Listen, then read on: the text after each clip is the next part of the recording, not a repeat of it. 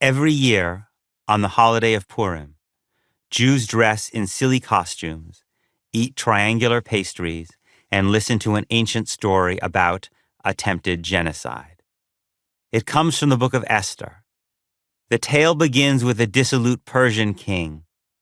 He hosts a banquet, gets drunk, orders his queen to display her beauty to the revelers, and when she refuses, banishes her from the throne. As her replacement, he chooses Esther, a beautiful young maiden who, unbeknownst to him, is a Jew. Then he makes a calamitous personnel decision. He selects Haman, a pathological Jew-hater, to be his right-hand man. The stage is now set for an epic clash. Haman persuades the king to sign an edict exterminating the Jews. Esther's uncle, Mordecai, hears the news and sends word that she must save her people. Although protesting puts her own life at risk, Esther appeals to the king and, through a series of daring maneuvers, turns him against Haman. Haman is hanged, Mordecai takes his job, good triumphs over evil.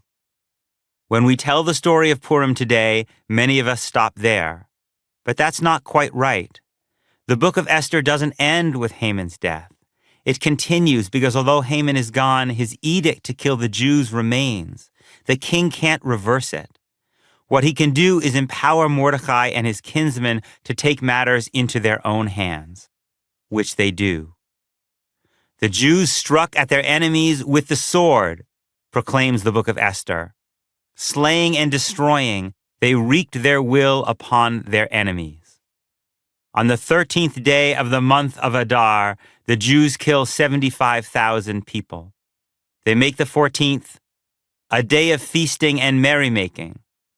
With the blood of their foes barely dry, the Jews feast and make merry. That's the origin of Purim. Purim isn't only about the danger Gentiles pose to us.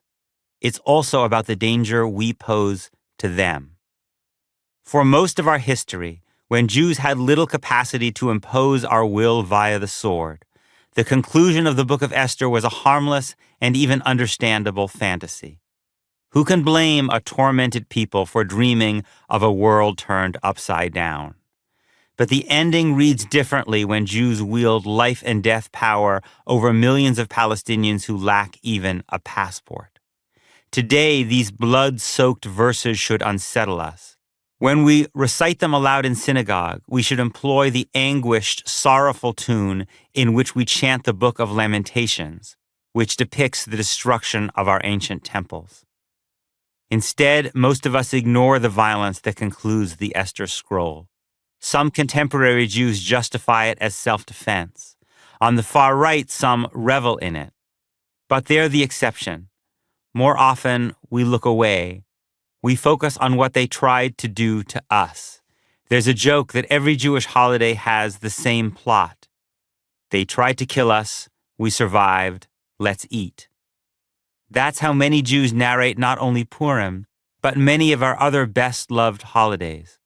Passover recounts our liberation from bondage in Egypt.